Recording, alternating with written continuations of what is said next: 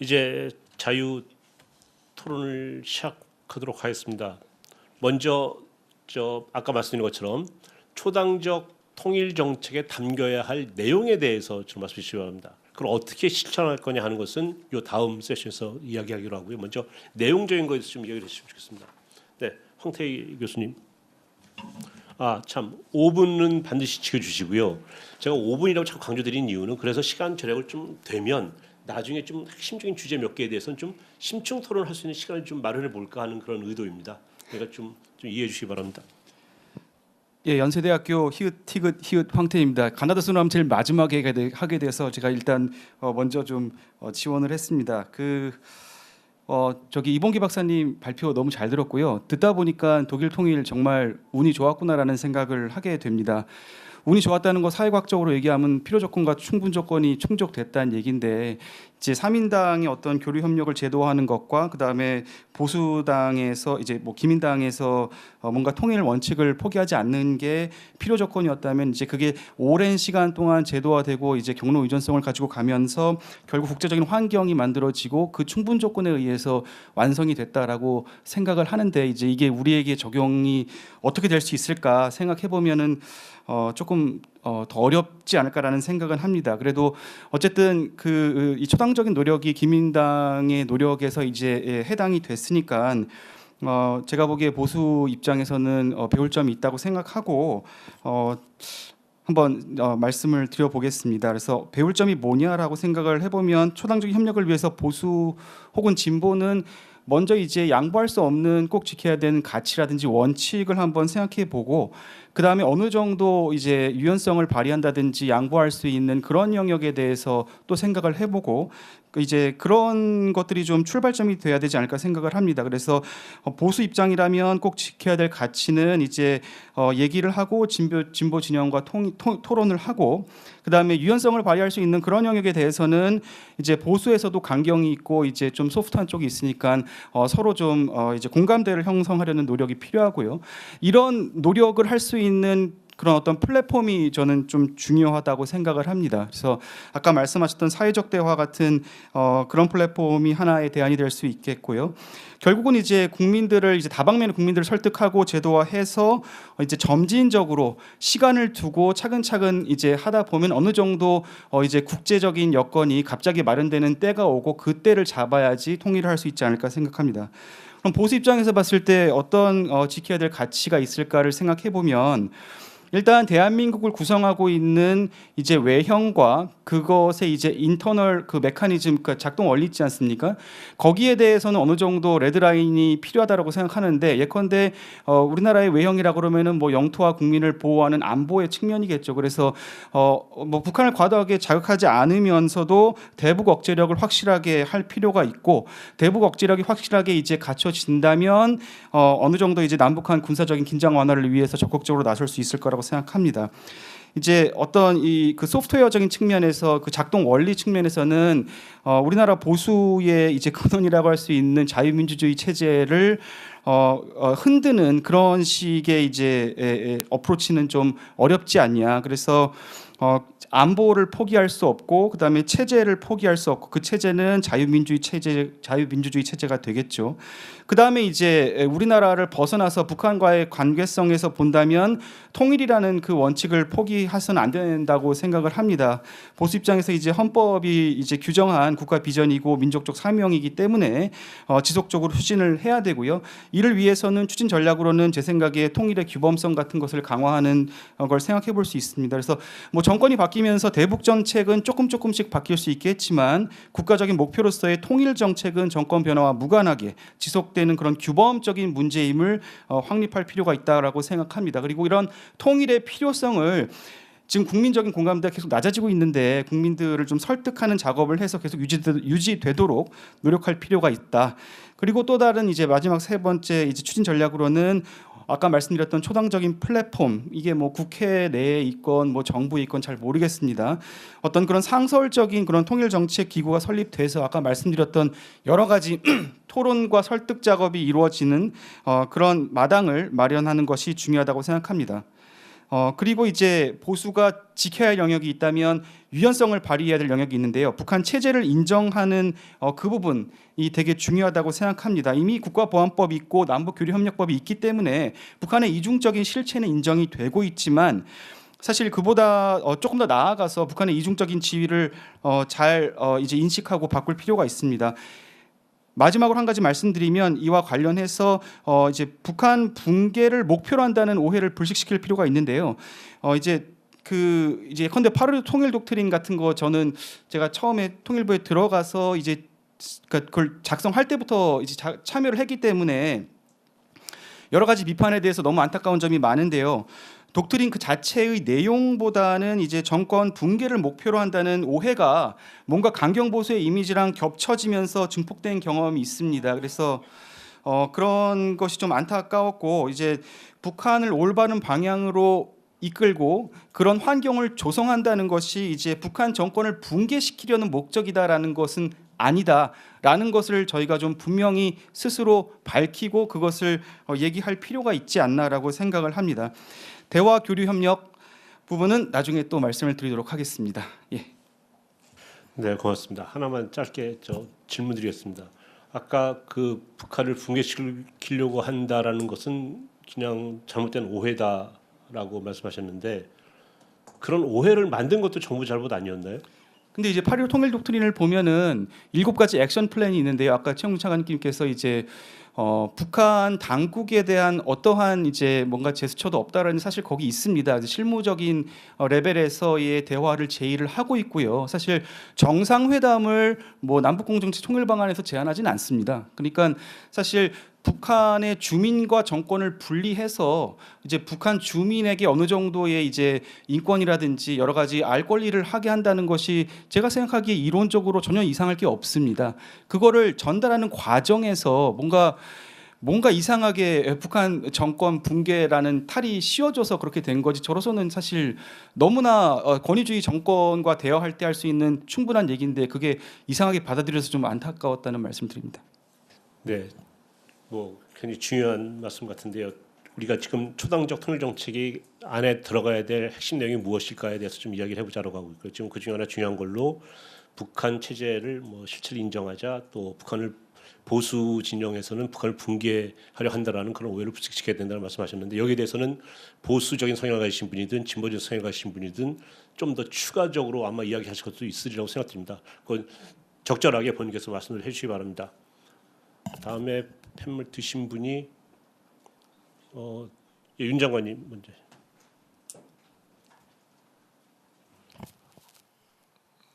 예, 감사합니다. 이렇게 그 귀한 자리 불러주셔서 감사드리고 또 발표와 코멘트 잘 들었습니다. 저는 3년 전에 이 독일 사례와 관련해 가지고 한국의 통일 문제를 좀 고민을 해본 적이 있습니다. 옥스포드 출판사에서 출판한 그 한국 정치 핸드북에 제 통일 관련 논문을 갖다가 기고를 한 적이 있어가지고 그때 이후에 같은 내용을 종종 이야기를 하곤 합니다만은 기본적으로 제가 그 초당적 통일 정책의 내용과 실현 방식과 관련해서 제안하는 것은 두 가지입니다. 하나는 우리 그 담론 세계에 자주냐 동맹이냐라고 하는 아주 그 익숙한 그러나 대단히 잘못된 허구적인 이분법 구조 그 프레임워크를 버려야 된다라고 하는 겁니다. 두 번째는 지방자치 강화라고 하는 것을 그 강조를 좀 하고 싶습니다. 먼저 첫 번째 관련해 가지고 좀 설명을 드리자면은 독일의 경우에 통일 과정을 이렇게 보면은 결국 정치의 세계라고 하는 게 권력의 세계인데요. 권력이라고 하는 거는 힘이 이제 문제가 되는 거고 힘이 어느 방향으로 작동하느냐가 중요합니다. 근데 독일 통일의 경우를 보면은 동독과 서독 간에는 끊임없이 구심력을 강화하려고 하는 그 힘이죠. 안으로 통합을 시키려고 하는 힘이 작용을 했습니다. 그게 바로 어찌 보면은 3인당이 주도한 동방정책이었다고 생각을 합니다. 그 결과로 특히 기민당이 그거를 받아들이고 1982년 이후에 받아들이고 해가지고 그 구심력이 대단히 강해졌다. 그래서 결국은 동독 사람들이 우리는 통일을 원한다라고 투표에서 압도적으로 찬성을 했기 때문에 통일 기반이 마련이 됐습니다. 근데 이거 하나만 가지고 통일이 되는 거는 아닙니다. 제가 생각하기로는 국제정치 현실이 있습니다. 그래서 국제적인 차원을 봐야 되는데 기본적으로 저는 이 분단국의 주변 국가들은 현상 유지를 원한다. 그러니까 통일의 반대 방향으로 가는 원심력이 작동하고 있다라고 하는 겁니다. 그래서 어떻게 외교를 통해 가지고 그 원심력을 약화시킬 것이냐, 이게 통일의 가장 중요한 관건이다 이렇게 생각을 하지요. 그런데 이 기민당을 중심으로 한 아데나워 총리 이후의 독일의 외교 정책은 서방 중심의 외교였습니다. 그러니까 어떻게 보면은 이 민주주의 체제를 갖고 있는 미국, 프랑스, 영국 이런 나라들과의 관계를 강조했다라고 하는 것이죠. 근데 재밌는 거는 독일의 경우에는 이 서방 정책과 동방 정책이 부딪히지를 않고 함께 갑니다. 그래서 통일이 되는 순간에는 아까 말씀드린 구심력이 작동을 해가지고 통합의 그 힘이 내부적으로 극대화되고, 그 다음에 외부적으로는 콜 총리의 통일 외교를 통해 가지고 원심력이 극소화됩니다. 최소화됩니다. 두 개가 맞물려 떨어졌을 때 통일이 됐다라고 하는 것이죠. 그 점은 한국이 굉장히 중요한 시사점을 준다고 봅니다. 근데 안타깝게도 한국에서는 보수의 경우에는 일종의 이 서방 정책을 강조를 하고, 그래서 동맹이 먼저다, 동맹이 중요하다라는 식으로 이야기를 하는 식이 돼버리고, 그 다음에 진보 정부의 경우에는 민족이 우선이다, 자주가 우선이다라는 식으로 해가지고 서로 싸웁니다. 독일의 경우에는 이렇게 같이 가면서 조화를 하고 두 개가 함께 상승작용을 해가지고 통일이 됐는데, 여기서는 싸운다라고 하는 겁니다. 그러니까 제가 보기에는 독일의 경우에는 19세기 한국이 경험했던 그 저항적 민족주의의 프레임워크를 훨씬 넘어서 가지고 시대에 맞는 그러한 일종의 민족주의, 국제적인 어떤 흐름을 타고 목표를 달성하는 그런 민족주의를 구사했던 데 비해서 우리는 아직도 저항적 민족주의의 그 프레임워크에서 벗어나지 못하고 있다라고 하는 생각이 들어서, 그러한 이 잘못된 프레임워크를 우리 머릿속에서 지워야 된다라고 하는 말씀을 먼저 드리고자 하고, 여기에 대해서는 저는 언론의 역할이 대단히 크다고 생각을 합니다. 제가 재임 중에 지금 20년도 넘었습니다만은 그때 이거는 틀린 프레임워크입니다, 그건 말이 안 됩니다, 그 얘기는 하지 않아 주셨으면 좋겠습니다 하는데 절대로 먹혀 들어가지가 않았습니다. 근데 최근에도 그런 프레임워크가 그 영향력을 발휘하고 있는 그런 이 기사들이 나오고 그럽니다. 두 번째, 지방자치를 강조하는 이유는 한국도 지방자치가 한국 민주주의의 중요한 내용인데, 독일의 경우에는 지방자치의 전통이 대단히 강합니다. 잘 아시다시피 주정부가 굉장히 강한 권한을 가지고 있고 실질적인 자율권이 굉장히 강합니다. 그 결과로 통일이 된 다음에 통합 과정에서 그 충격을 줄이는데 굉장히 중요한 역할을 했다라고 하는 것입니다. 서독이 완전히 지배적인 위치에서 동독 사람들을 이렇게 다스리는 그런 프레임워크에 중앙 집중 이 정부가 동독의 주민들한테 민주주의를 가르친다라는 식의 그런 프레임워크가 아니라 동독의 그 지방 주들이 나름대로의 어떤 그 자치권을 행사를 할 수 있도록 그 일종의 이 자치의 영역을 강화시켜 줌으로 인해서 스스로 민주주의라고 하는 프레임워크에 이렇게 이 적응해 들어오면서 통합이 자연스럽게 이루어지는, 그리고 동독 사람들의 자존심을 해치지 않는 그런 서로 존중하는 상황에서 통일이 이루어졌다라는 점에서 저는 지방자치가 한국의 경우에도 훨씬 더 강화돼야 된다, 그렇게 생각을 합니다. 감사합니다. 예, 감사합니다. 지금 두 분의 토론만 들었는데 제가 드는 느낌은, 제가 좀 효율성을 위해서 제 딴에는 둘로 나눠서 하는 내용을 이야기하고 다음번에 좀 방식을 이야기해 주는데 다 섞어서 맞으시는 거예요. 그래서 그냥 없애버리겠습니다. 그래서 그냥 자유롭게 그냥 우리의 초당적 통일 정책이란 무엇이 되어야 하고 어떻게 되어야 될 것인가에 대해서 저 얘기하는 걸로습니다. 다만 시간은 좀 잘 지켜주시면 좋겠는데 제가 그래서 만만한 사람이 제가 한 명밖에 없습니다. 우리 제가 신진이라고 불러드릴지 모르겠는데 신진 학자들 중에서 가장 주목하고 있는 사람이 통일연구원의 김민성 박사입니다.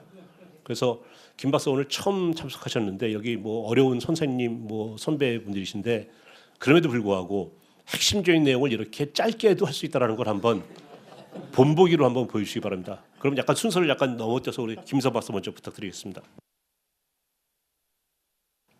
네, 안녕하십니까. 통일연구원에서 근무하고 있는 김민성이라고 합니다. 오늘 존경하는 선생님들 많이 계신 귀한 자리에 초대해 주시고 공부할 수 있는 기회를 주셔서 감사드립니다. 저는 사실 통일정책이 제 메인 그 전공은 아니어서 좀 문외한에 가깝습니다만 최근에 제가 저희 연구원에 입사해서 한 2년 넘는 시간 동안 통일 관련 과제에 직간접적으로 참여함으로써 통일에 대한 문제의식이 좀 많이 생긴 케이스입니다. 특히 개인적으로 통일 문제에 대해서는 지속적으로 이야기하는 것 그리고 상기하는 것이 중요하다라는 입장을 가지고 있습니다. 구체적인 뭐 통일 정책의 내용에 대해서도 질문하셨는데 저는 이제 큰 틀에서 생각해봐야 되는 점에 대해서 좀 의견을 드리고자 합니다. 최근에 논의와 연결해서 의견을 드릴 수 있을 것 같은데요. 다 아시다시피 2023년 12월에 북한이 적대적 이국가론을 들고 나온 이후에 저희 사회 내부에서 통일과 공존 혹은 평화 공존에 대한 그런 논쟁과 의견 대립이 좀 본격화된 게 아닌가라는 생각이 듭니다. 통일을 강조하는 것 혹은 공존이나 평화 공존을 강조하는 것을 두고 봤을 때 어떤 것에 방점을 두는 것이 더 바람직하냐 혹은 더 어떤 것이 현실적이냐 크게 이렇게 두 가지의 논의가 좀 나오고 있는 것 같습니다. 우선 어떤 것이 좀 더 바람직한가에 대해서 말씀을 드리자면 통일이라는 것은 우리가 이제 헌법적 가치로서 국가적 차원에서 그리고 미래 비전으로서 가져가야 하는 이제 궁극적 목표라고 우리가 분명하게 배워왔고 그렇게 인식을 하고 있는 부분입니다. 아까 김 차관님께서도 말씀하셨지만 특히 현실주의 관점에서 국가 차원의 최상위의 목표를 생존이라고 우리가 봤을 때 이를 위해서는 근거리의 실존적 위협이 부재한 상태 그것이 아마 가장 안정적인 환경이 되겠고 그것은 아마 통일을 통해서 이루어질 수 있는 부분이 일견 있다고 생각합니다. 반면 공존이라는 것은 이 공존 자체가 목표가 될 수도 있지만 오히려 좀 상태적인 측면을 좀 더 부각해서 설명하는 부분이 많다고 생각합니다. 물론 수식어 차원에서 우리가 평화 공존이라고 얘기하기도 하고 여기서의 이 평화에 대해서도 좀 해석의 의견이 좀 분분할 수 있습니다. 평화를 어떻게 해석하느냐에 따라서 여러 가지 의미가 있다는 것은 다 아실 텐데요. 학술적 차원에서 저희가 뭐 소극적 평화, 적극적 평화, 차가운 평화, 따뜻한 평화 여러 가지 얘기도 합니다만 일례로 소극적 평화라고 얘기하시는 분들의 의견에서는 지난 70년간 정말 한국 전쟁과 같은 그런 전면전이 없었기 때문에 지금도 현재 평화 공존 상태라고 의견을 제시하시는 분들도 계시고 또 다른 한편에서는 그럼에도 불구하고 냉전기 내내 크고 작은 군사적인 충돌이 있었고 최근에 30년간의 북한 핵 문제가 압도해왔던 한반도 환경을 생각하면 뭐 갈등적인 좀 불안정한 공존 상태라고 설명할 수 있을 것 같습니다. 그런데 그런 것들을 좀 더 한 발자국 물러나서 봤을 때 우리의 헌법이 지속되고 헌법적 가치를 지향해야 하는 의무가 있는 한 통일이라는 개념 자체는 우리한테 명확한 좌표가 될 수 있다고 생각합니다. 그리고 공존이라는 것은 어떻게 보면 지금의 상황을 관리하는 측면에서 하나의 기제로서 한반도의 평화적인 질서를 그런 구축해가는 여정 그런 것을 만들어가는 데에 활용할 수 있는 측면이 있다고 볼 수 있습니다. 다시 얘기하면 한반도 차원에서 통일과 그런 공존 혹은 평화 공존이라는 개념이 수준이 다르기 때문에 서로 상호 상쇄하거나 반대되는 개념이 아니라 국가적 차원에서 함께 활용되어야 하는 측면이 있는 개념이라는 생각이 듭니다. 사회적으로 굉장히 에너지를 소진시키는 논쟁을 넘어서 좀 보완적인 개념으로서 맞물려 돌아가야 한다고 생각합니다. 그리고 두 번째로 그럼 더 현실적인가 어떤 것이 더 현실적인 문제인가 실현 가능한가 얘기를 해보면 우리가 지금 통일 대 평화 공존 어떤 것을 지향하는가 뭐 이런 여론조사들도 많이 진행이 됩니다만 아까도 말씀드렸다시피 우리가 통일을 얘기하는 것과 얘기하지 않는 것의 분명한 기대 효과와 비용에 대해서 생각해봐야 한다고 생각합니다.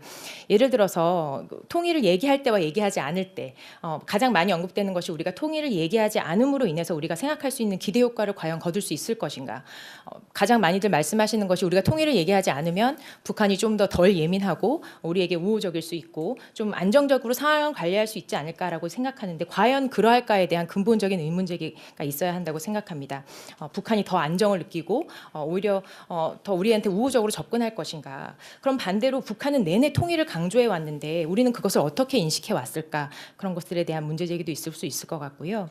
그리고 비용 측면에서 우리가 통일을 얘기하지 않음으로써 만약에 독일과 같이 그런 기적과 같은 종교적인 기적과 같은 순간이 왔을 때 여러 가지 상황에 의해서 절차적으로 통일에 대한 그런 인식 혹은 담론이 형성되어 있지 않다면 혹은 이런 얘기를 우리가 사회적으로 하지 않음으로써 그리고 국제사회 차원에서 우리가 얘기를 하지 않음으로써 논의의 부재에 대한 비용을 우리가 어떻게 감당할 수 있을까에 대한 문제 제기도 있을 수 있다고 생각합니다. 그래서 그러한 측면에서 봤을 때 이 두 가지의 개념이 상호 상쇄되거나 대립되는 것보다는 다른 수준에서 함께 맞물려 돌아가야 된다고 생각하고 아까 윤영거 장관님께서 우리가 이제 진보 보수가 나뉘어져서 이러한 통일 정책에 대해서 싸움이 있다고 하셨는데 저는 더 문제는 이제 당파성에 따라서 싸움을 넘어서 점차 아예 대화하지 않는 분위기가 더 문제가 될 수 있다라고 생각합니다.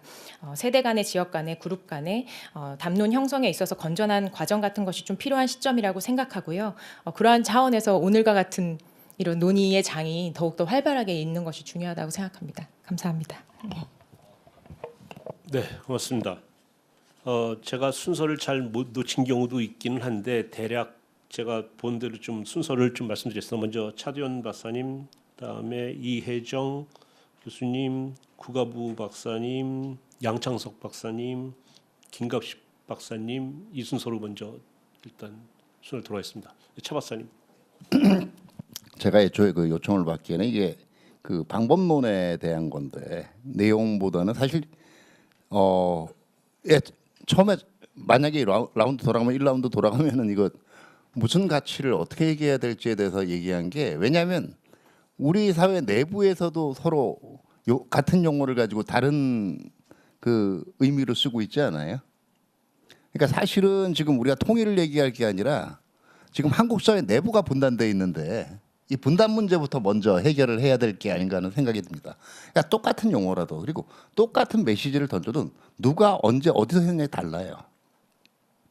가령 김대중 대통령이 과거에 햇볕 정책을 얘기할 때 햇볕 정책의 우화는 옷을 벗기는 거 아니겠습니까? 나그네 옷을.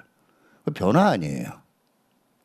그거를 어떤 사람이 얘기하면 변화라고 얘기를 하고 어떤 사람이 얘기하면 붕괴 시도라고 얘기를 해요. 물론 그게 근거 없는 건 아닙니다. 그만큼 우리가 지금 나눠져 있어요.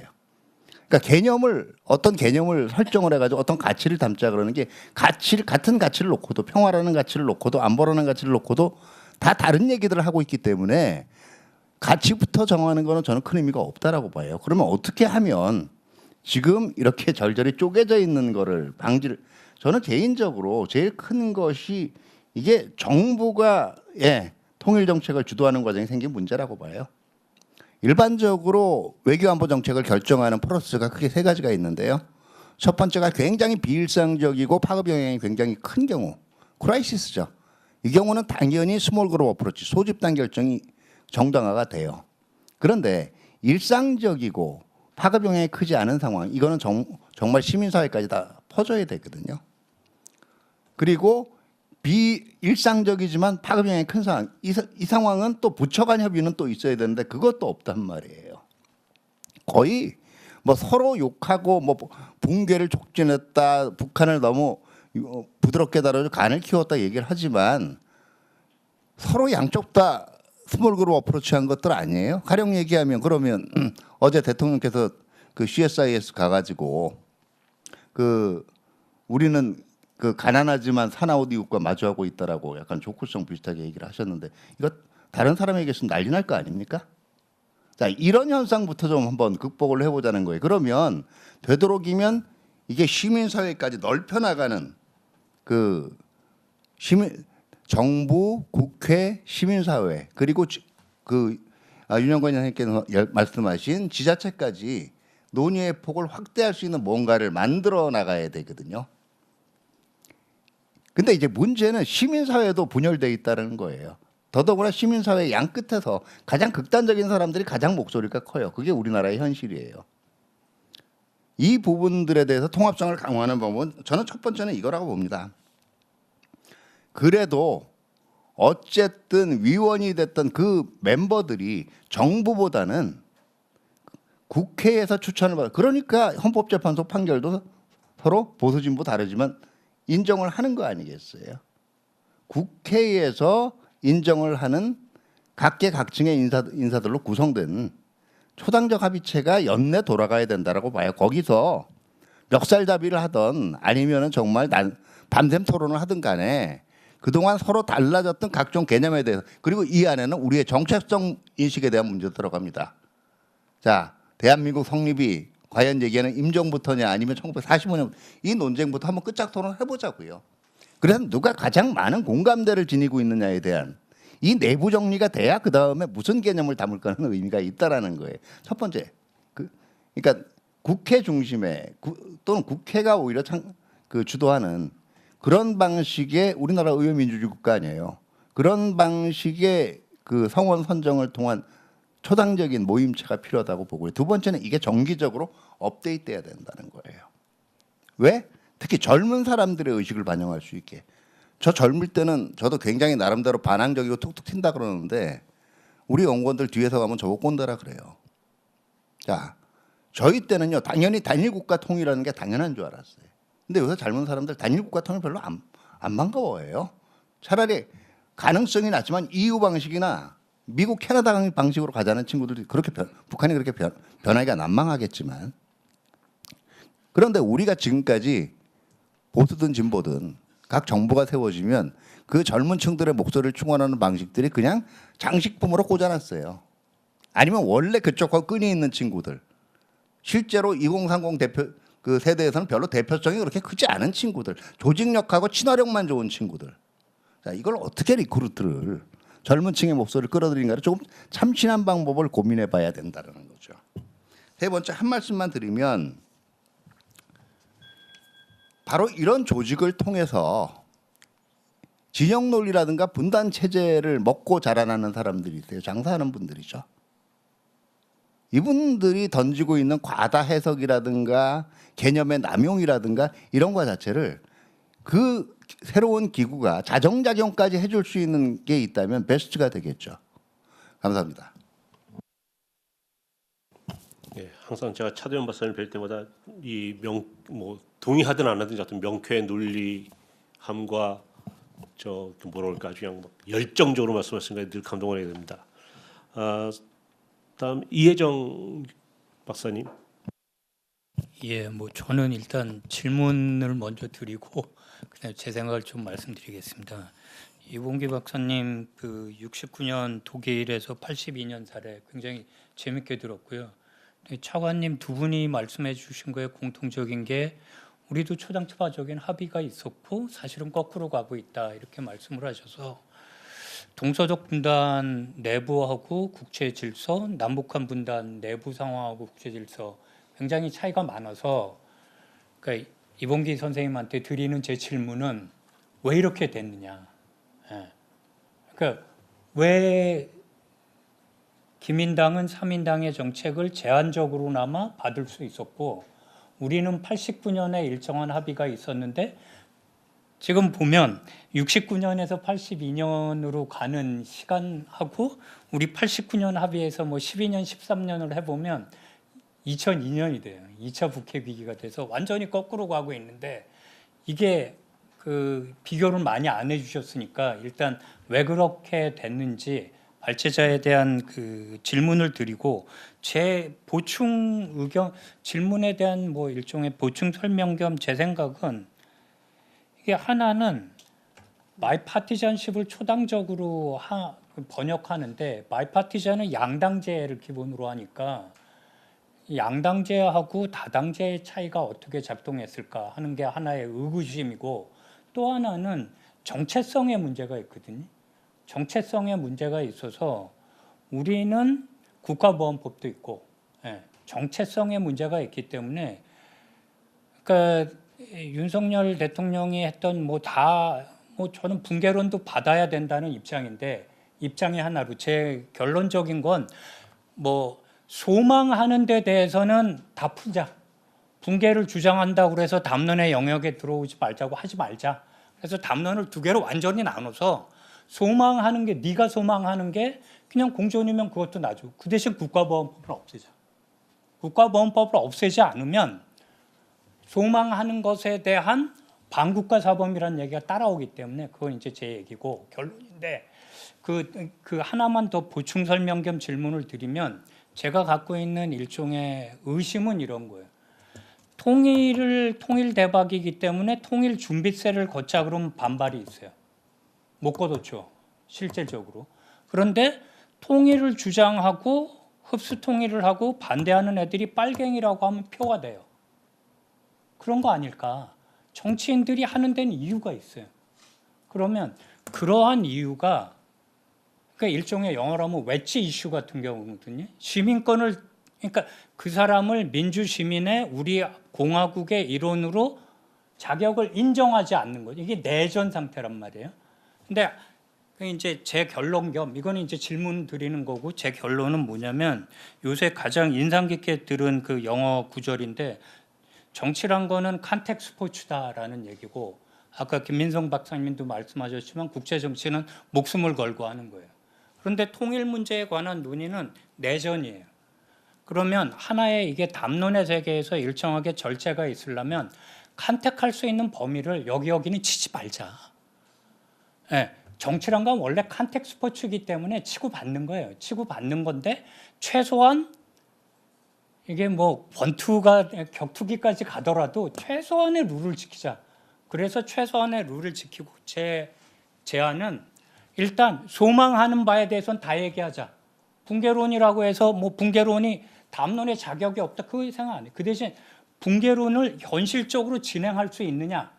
정책적인 진행의 방법에서는 어느 날 뚝 떨어진다 이런 얘기하지 말고 통일 준비세 그러면 세금을 국민들이 정말 거둘 수 있느냐 설득해봐라. 그러면 그거는 2년이면 2년, 단임이니까 5년이면 5년, 5년 안에 할 수 있는 정책 갖고 싸우자. 그 대신 소망하는 바에 대해서는 다 떠들어봐라. 그리고 이게 안 되기 때문에 우리는 상대를 죽이는 거죠. 내전 상태니까. 이게 안 되니까 기민당처럼 할 수 없었던 것 아닌가 하는 건 제가 독일 사례를 잘 몰라서 그런 거고 결론적으로는 질문입니다. 왜 이렇게 거꾸로 갔을까? 예, 그러니까 국내 정치도 다르고 국제 정치도 다르잖아요. 조금 종합적으로 설명해 주시면 좋겠습니다. 이상입니다. 좀 진행을 한 다음에 그 답변을 해주시는데요. 아주 짧게 하시도록 좀 미리 준비를 좀 해주십시오. 자, 아까 말씀드린 순서대로 다음에 구하우 박사님. 예, 이봉규 선생님 발제 잘 들었고요. 개인적으로는 초당적 협력 그 자체가 의미하는 바는 경쟁하는 정치 사회 세력 사이의 평화 공존이라고 생각을 하고 있고 초당적 협력을 통해 추구하는 국제 질서 또한 평화 공존의 형태를 띠는 거다라고 일단 생각을 하고 있습니다. 그 평화 공존이 뭐 어디서 유래했는지 그 얘기는 일단 생략을 하고 이봉규 선생님 발제에서 좀 빠진 부분 몇 가지만 좀 언급을 좀 먼저 드리면 1961년 6월부터 이른바 베를린 위기가 발생을 하는데 장벽이 세워지죠. 근데 그 장벽을 뭐 이제는 다 베를린 장벽이라고 부릅니다만 장벽을 부르는 호칭이 달랐습니다. 한쪽이 베를린 장벽이라고 불렀다면 다른 쪽은 반파시스트 방벽이라고 불렀죠. 그러니까 지금 현재 중국, 러시아가 보는 2차 대전의 성격 규정 뭐 등등과도 여전히 그 연관돼 있는 문제라고 생각을 합니다. 근데 제가 이 얘기를 드리는 이유는 그 당시 서베를린 시장이 브란트였습니다. 그러니까 브란트가 그 베를린 위기를 겪으면서 그게 69년도 일종의 그 서독의 외교 정책의 전환에 어떤 영향을 미쳤을지 좀 상당히 궁금한 부분도 있습니다. 그러니까 당시 그 61년 시절에 북한의 노동신문을 보면 브란트는 정말 나쁜 사람이다. 로 묘사되고 있는 장면들을 보게 되는데 그 초당적 협력의 국제적 토대가 어떻게 마련돼야 되는가가 저는 매우 중요한 부분이라고 생각하는데 그 이봉규 선생님 발제에서 빠져 있는 부분들이 좀 몇 개 있습니다. 그러니까 유럽 내에서 현존 국경선을 인정하고 두 개의 독일을 인정하고 서독의 핵무장을 반대하는 그 목소리가 구체적으로 등장하는 게 69년, 60년대 중후반입니다. 특히 이제 소련과 바르샤바 조약기구가 중심이 돼서 그 의제를 던졌고 결국은 그게 1975년 헬싱키 협정까지 가게 되는 과정이라는 점. 그리고 헬싱키 협정에 의도하지 않은 효과 중에 하나는 뭐 짧게 언급하시지만 그러니까 바스켓 3, 그러니까 인도주의적 조항이 의도하지 않은 결과로 만들어낸 동구 국가들에서 시민사회 재발견 뭐 등등도 좀 언급이 좀 필요하지 싶고요. 그 동서독 기본조약으로 가는 과정에서 우리가 주목해야 될 부분 중에 하나는 1970년 8월에 만들어진 서독과 소련의 모스크바 조약, 그리고 1970년 12월에 만들어진 서독과 폴란드의 그 바르샤바 조약 등등입니다. 그러니까 현존 국경선을 인정하자라고 하는 취지에서 맺어진 조약이었고, 이게 1971년 베를린 4개국 협정 형태로 가면서 개인적으로는 72년 동서독 기본조약이 만들어질 수 있었던 거 아닐까라고 생각을 합니다. 어떻게 보면 이 국제적 토대가 조금 더 강조될 필요가 있지 않느냐라는 거고요. 그 과정에서 동독의 변화, 동독 내부에서의 이른바 통일론의 변화도 언급이 될 필요가 있습니다. 그러니까 56년 말부터 한 1966년 말 정도까지 그러니까 동독의 통일 제안은 국가연합 방식의 통일 제안이었습니다. 그리고 그 동서독 기본조약 체결되기 전인 71년을 보면 뭐 잘 아시는 것처럼 이른바 사회주의 민족론, 그러니까 두 민족론까지 제출을 한 상태에서 72년도 그 동서독 기본조약이 체결됐다는 점도 좀 주목의 대상이 아닌가라고 생각을 하고 있고요. 그 뒤에 우리랑은 좀 경로가 다른데 73년도에 동서독이 유엔 가입을 했고 74년도에 그 동독과 미국이 수교를 하게 됩니다. 그리고 75년도에 그 동독 정상과 미국 정상 사이에 정상회담이 열렸고 결국은 그 정상회담을 계기로 해서 헬싱키 협정에 대해서 동의하는 과정을 밟게 됩니다. 한반도에서도 어떻게 보면 동일한 경로는 아니겠지만 만약 평화공존을 목표로 한다고 했을 때 어떤 국제적 작업들이 필요한가를 좀 생각하게끔 하는, 특히 북한이 두 국가론을 제출한 상태에서 고민되는 부분입니다. 두 번째는 끝났군요. 그러니까 독일 통일에 대한 재고인데 그러니까 베를린 장벽이 무너졌을 때 헬무트 콜이 발표한 10대 강령에 보면 핵심이 국가연합이라고 할 수 있습니다. 그런데 콜은 그 통일의 시간이 다가왔다는 걸 느끼고 그 정책 전환을 하게 됩니다.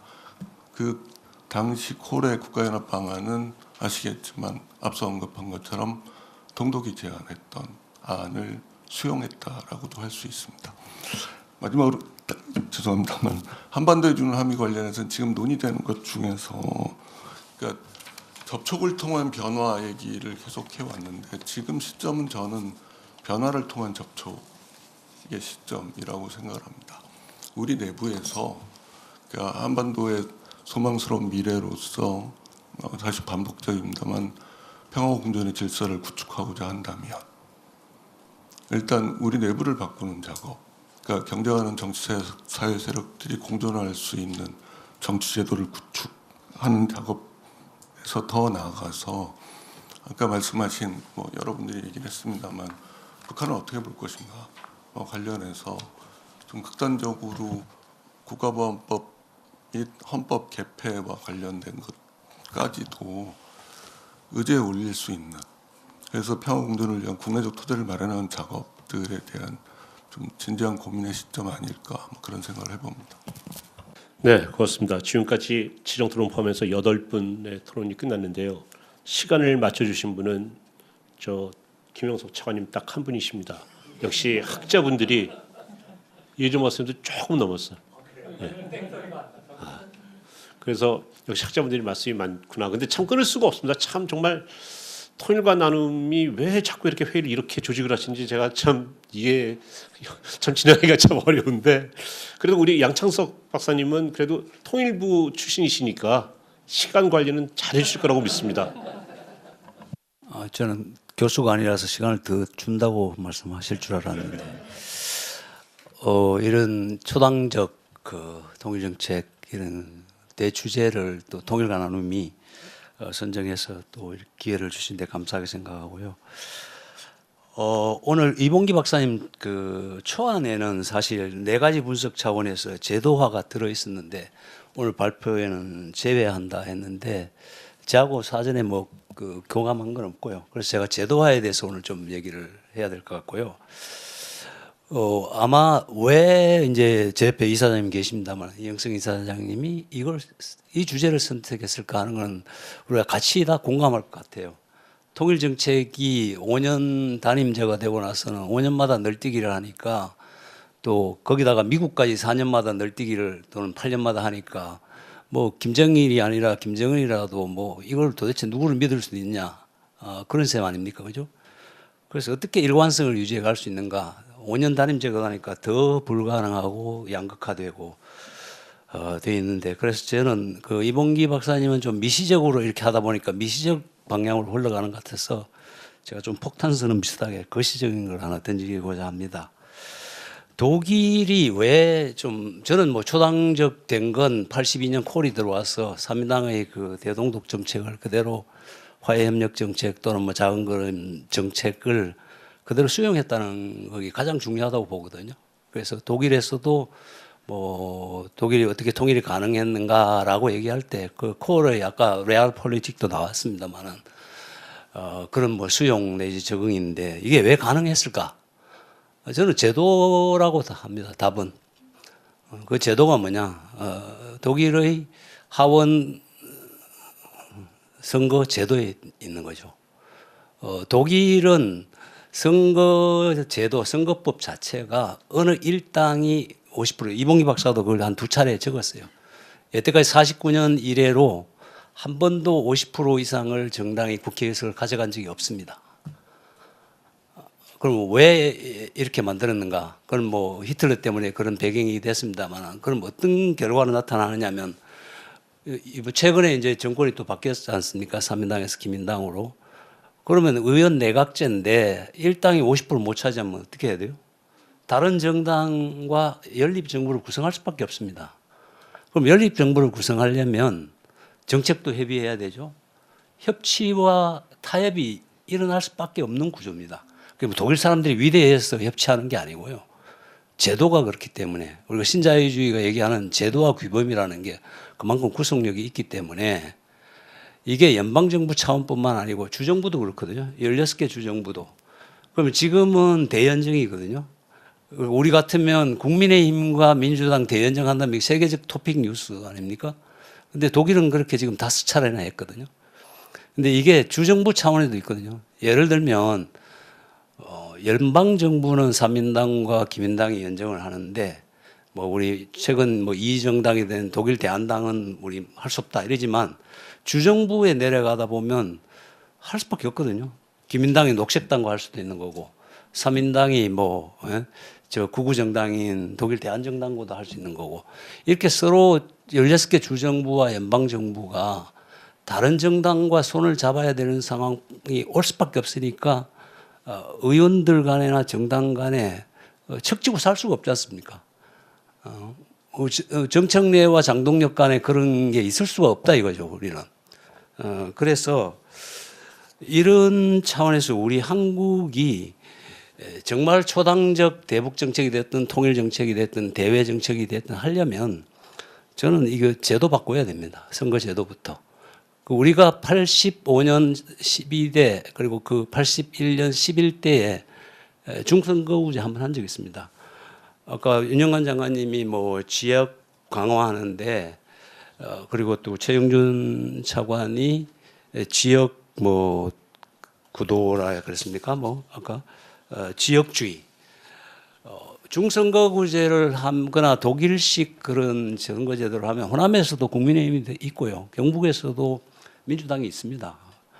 그거는 우리 국민들한테도 도움이 되는 거고 그러면 이렇게 오늘날처럼 극단적인 그런 사태는 없을 겁니다. 그래서 서독형의 연동형 비례대표제를 하거나 중선거구제를 하거나 아니면 더 헌법 개정 차원에서 우리가 의원 내각제로 가거나 아니면 저는 연방제도 할 만하다고 봅니다. 그럼 호남들이 그럼 너희들끼리 연방하고 경북은 경북대로 하고 아니면 뭐 이렇게 동서로 나눠서 이렇게 할 수 있다 보고 그래서 우리가 그렇게 하기 위해서는 누가 힘을 움직여야 이 선거제도 가능하겠습니까? 정치권을 움직일 수 있는 언론밖에 없지 않습니까? 조선일보에서 기획 기사로 헌법 개정이나 선거제도 이제 하자고 한번 쓰시고 오늘 이재훈 뭐 스님 기자님 오셨으니까 한겨레도 하고 양극단이 밀고 나가면 뭐 힘이 있지 않겠습니까? 이상입니다. 네, 네, 고맙습니다. 다음에 김갑식 박사님. 예, 통일연구리 김갑식입니다. 그 이봉기 박사님 그 발표를 잘 들었고 거기에 대해서 한 가지 질문을 드리고 뭐 제 이야기도 잠깐 말씀을 드리겠습니다. 어쨌든 통일 대북 정책에 대해서 뭐 두 세력 이상이 서로 치고받고 할 때 결론적으로 합의가 가능하고 정당성을 높일 수 있는 방법은 그 헌법에 기초한 내용 가치일 때 상대방의 수용 가능성이 높일 수도 있다고 생각이 듭니다. 근데 이제 우리나라 헌법을 보면은 이제 그 재헌헌법 당시에는 영토 조항만 있었던 것 같고, 그다음에 72년 유신체에 들어오면서 대통령의 그 평화통일 조항, 그다음 87년에 그 자유민주주의 기본 질서에 입각한 그 평화통일 정책을 추진한다. 이 헌법 4조가 추가된 것 같습니다. 그런데 이제 헌법이라는 게 어쨌든 시대적 산물이고 시대적 변화에 따라서 해석되고 발전되어야 한다는 게 일반적인 특징인 것 같습니다. 아까 그 발제 결론 부분에 있어 가지고 콜 총리가 그 실현 가능성을 굉장히 높게 평가를 했다고 했을 때 그 87년 헌법, 현행 헌법의 4조에 입각한 통일 정책이 그 콜 총리의 입장에서 봤을 때 얼마나 실현 가능할까? 즉, 그 국민적인 합의, 그다음에 그 상대 측의 수용 가능성, 국제적 지지 이런 부분들에 있어서 헌법 4조를 콜 총리라면 어떻게 이해를 할지 이런 부분에 대해서 좀 한번 여쭤보고 싶고, 그 헌법 4조가 가능하려면은 일단 북한 변화가 당연히 전제돼야 되는 거고, 현재 북한 체제는 인정할 수 없는 것이죠. 통일과 관련해서는. 그래서 그 부분에 대한 그 이봉기 박사님의 해석을 한번 듣고 싶습니다. 그다음에 초당적 협력의 방식, 제도적 틀 이런 부분들은 아까 뭐 여러분들이 많이 이야기를 했지만은 그 정부 독점에서 벗어나는 게 가장 큰 것 같습니다. 그리고 정부 독점에서 벗어나려면 일단 국회의 역할, 야당의 역할에 대한 적극적인 주문이 있어야 될 것 같고, 이제 그러한 측면에 있어서 그 80년대 말에 민족공동체 통일 방안도 저 정부 여당이 국회에 대한 배려, 또 국회 안에서의 여야의 협력에 의해서 가능했다고 생각이 듭니다. 이번 정부도 123대 뭐 국정과제를 발표했는데요. 오늘 주제 관련해서 저는 한 두 가지가 눈에 띄었습니다. 하나는 그 북한 자료 대국민 공개 확대라는 부분인데, 어쨌든 북한 실체에 대한 공개를 해야지 그 국민 간, 정당 간 인식의 차이, 북한 실체에 대한 객관적이고 합리적 인식을 공유할 수 있는 기반이 될 수 있다고 생각이 듭니다. 그 독일 사례도 말씀드렸지만은 어쨌든 그 동독에 대한 그 유럽에 대한 사례가 기우였다는 것이 오늘도 이 박사님의 발표에서 있듯이 좀 자신감을 갖고 이 부분에 대해서 접근을 해야 된다라는 생각이 듭니다.